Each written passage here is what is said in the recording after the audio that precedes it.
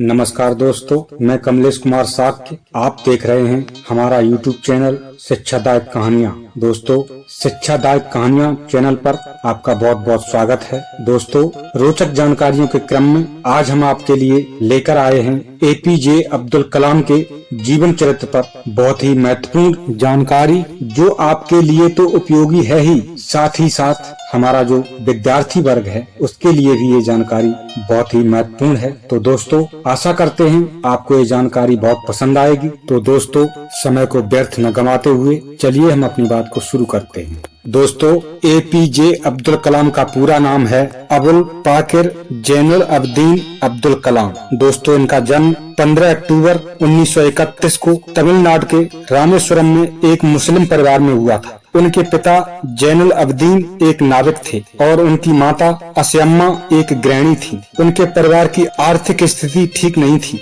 इसीलिए उन्हें छोटी ही उम्र से काम करना पड़ा। अपने पिता की आर्थिक मदद के लिए बालक कलाम स्कूल के बाद समाचार पत्र वितरण का कार्य करते थे। अपने स्कूल के दिनों में कलाम पढ़ाई लिखाई में सामान्य थे, पर नई चीज सीखने के लिए हमेशा तत्पर और तैयार रहते थे। उनके अंदर सीखने की भूख थी और वो पढ़ाई पर घंटों ध्यान देते थे। उन्होंने अपनी स्कूल की पढ़ाई रामनाथपुरम स्वार्थ मैट्रिकुलेशन स्कूल से पूरी की और उसके बाद तिरुचिरापल्ली के सेंट जोसेफ्स कॉलेज में दाखिला लिया, जहां से उन्होंने सन 1954 को भौतिक विज्ञान में स्नातक किया। उसके बाद वर्ष 1955 में वो मद्रास चले गए, जहां से उन्होंने एयरोस्पेस इंजीनियरिंग की शिक्षा ग्रहण की।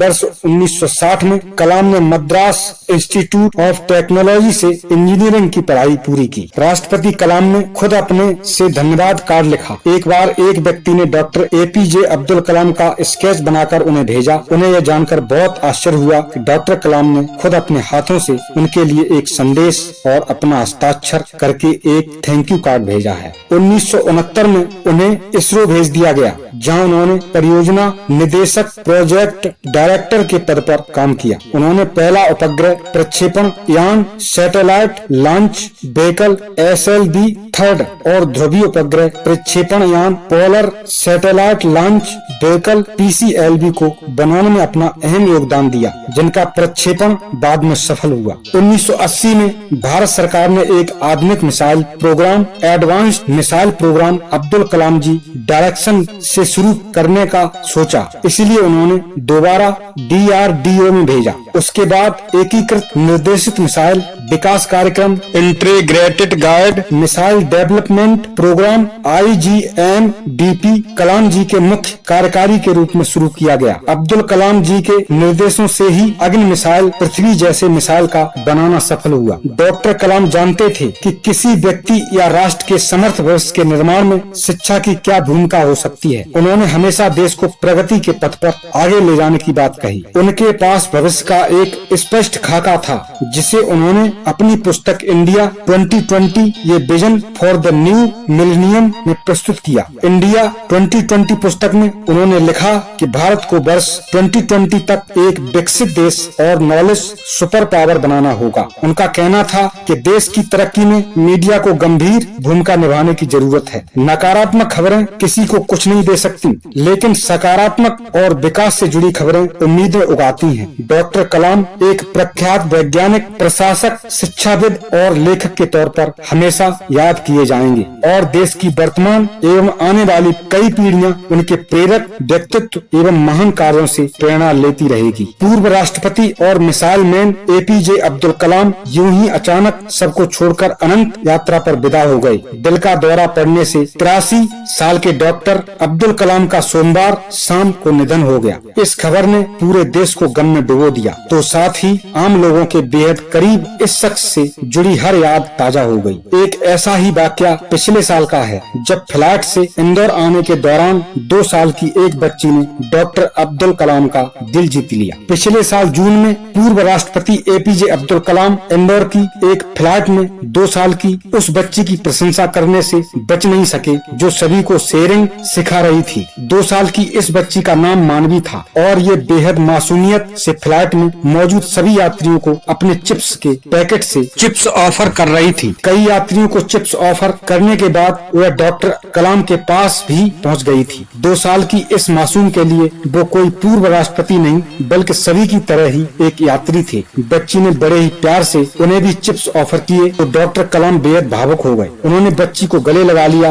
और उसके साथ फोटो भी खिंचवाई। वे उस बच्ची की उदारता के कायल हो गए और उसकी तारीफ भी की। इतना ही नहीं, उसकी शेयरिंग की ये बात कलाम को इतनी पसंद आ गई कि उन्होंने मानवी के साथ फोटो भी खिंचवाया और ट्वीट भी किया था। कलाम जानते थे कि किसी व्यक्ति या राष्ट्र के समर्थ भविष्य के निर्माण में शिक्षा की क्या भूमिका हो सकती है। उन्होंने हमेशा देश को प्रगति के पथ पर आगे ले जाने की बात कही। उनके पास भविष्य का एक स्पष्ट खाका था जिसे उन्होंने अपनी पुस्तक इंडिया 2020 ये vision for the new millennium में प्रस्तुत किया। इंडिया 2020 पुस्तक में उन्होंने लिखा कि भारत को वर्ष 2020 तक एक विकसित देश और नॉलेज सुपर पावर बनाना होगा। उनका कहना था कि देश की तरक्की में मीडिया को गंभीर भूमिका निभाने की जरूरत है। नकारात्मक खबरें किसी को कुछ नहीं दे सकती, लेकिन सकारात्मक और विकास से जुड़ी खबरें उम्मीदें उगाती हैं। डॉक्टर कलाम एक प्रख्यात वैज्ञानिक, प्रशासक, शिक्षाविद और लेखक के तौर पर हमेशा याद किए जाएंगे और देश की वर्तमान एवं आने वाली पीढ़ियां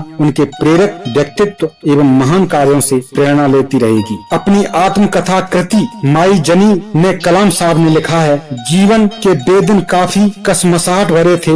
एक तरफ विदेशों में शानदार कैरियर था तो दूसरी तरफ देश सेवा का आदर्श।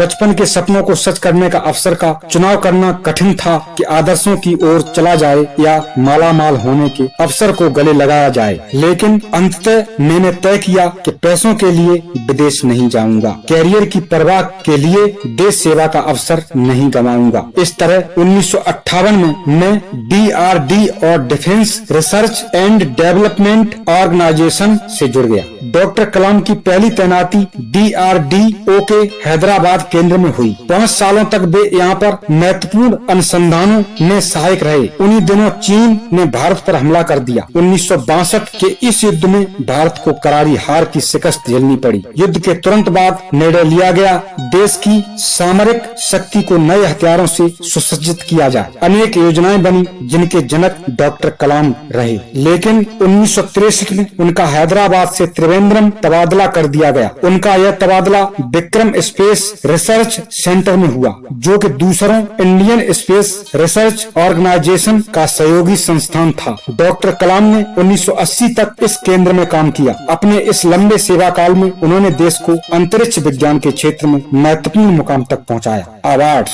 विज्ञान के क्षेत्र में सफलता हासिल करने के लिए इन्हें 1981 में पद्म भूषण और 1990 में पद्म विभूषण से सम्मानित किया गया। रक्षा अनुसंधान क्षेत्र में अपने उल्लेखनीय योगदान के लिए इन्हें 1997 में देश के सर्वोच्च सम्मान भारत रत्न से सम्मानित किया गया।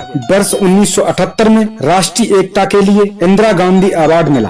वर्ष 1998 में अब्दुल कलाम जी को रॉयल सोसाइटी यूके द्वारा किंग चार्ल्स II मेडल से सम्मानित किया गया। अब्दुल कलाम जी को विश्व भर की 40 विश्वविद्यालयों से डायरेक्टर की उपाधि हासिल है। वर्ष 2011 में अब्दुल कलाम जी को IEE द्वारा IEE ऑनररी मेंबरशिप में सम्मानित किया गया। राष्ट्रपति कार्यकाल खत्म होने पर अब्दुल कलाम जी IIM Shillong, IIM Ahmedabad, IIM Indore, IIS Bangalore और अन्य कॉलेज से गेस्ट प्रोफेसर के तौर पर जुड़ गए। साल 2012 में भारतीय युवाओं के लिए एक कार्यक्रम what can I give event शुरू किया, जिसका उद्देश्य भारत में भ्रष्टाचार को हराना है। डॉक्टर कलाम के विचार। नंबर 1, प्रश्न पूछना विद्यार्थियों की सभी प्रमुख विशेषताओं में से एक है, इसलिए छात्रों सवाल पूछो। विचार नंबर 2, मेरे लिए नकारात्मक अनुभव जैसी कोई चीज नहीं है। विचार number 3,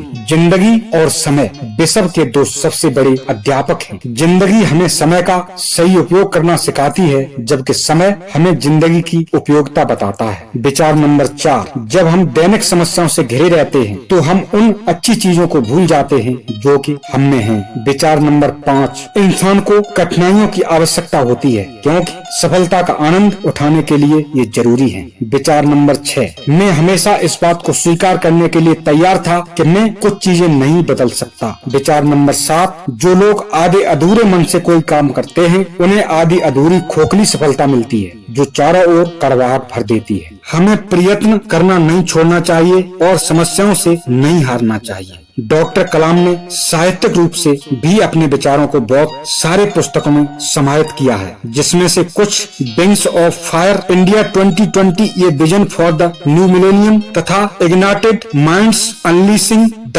power within India. इन पुस्तकों का कई भारतीय तथा विदेशी भाषाओं में अनुवाद हो चुका है। कलाम साहब की मृत्यु 27 जुलाई 2015 को कलाम साहब शिलोंग गए हुए थे। वहाँ IIM शिलांग में एक जंक्शन के दौरान अब्दुल कलाम साहब की तबीयत खराब हो गई। वे वहाँ एक कॉलेज में बच्चों को लेक्चर दे रहे थे, तभी अचानक वे गिर पड़े, जिसके बाद उन्हें शिलोंग के हॉस्पिटल में एडमिट कराया गया और उनकी स्थिति नाजुक होने के कारण उन्हें ICU में एडमिट किया गया, जिसके बाद उन्होंने अपनी अंतिम सांस ली और दुनिया को अलविदा कह दिया। इस दुखद खबर के बाद 7 दिन के राजकीय शोक का ऐलान किया गया। 84 वर्ष की आयु में उन्होंने दुनिया को अलविदा कह दिया। मृत्यु के बाद 28 जुलाई को उन्हें गुवाहाटी से दिल्ली लाया गया, आम जनों के दर्शन के लिए रखा गया। यहाँ सभी बड़े नेताओं ने आकर उन्हें श्रद्धांजलि दी। इसके बाद उन्हें उनके गांव एयर बस के द्वारा ले जाया गया। 30 जुलाई 15 को कलाम जी का अंतिम संस्कार उनके पैतृक गांव रामेश्वरम के पास हुआ। मिसाइल मैन कहे जाने वाले अब्दुल कलाम साहब ने देश की हर उम्र सेवा की। अपने ज्ञान के माध्यम से उन्होंने देश को कई मिसाइलें दी और देश को शक्तिशाली बनाया। उन्होंने भारत को सुरक्षित करने की दृष्टि से पृथ्वी, अग्नि जैसी मिसाइलें उन्होंने दी।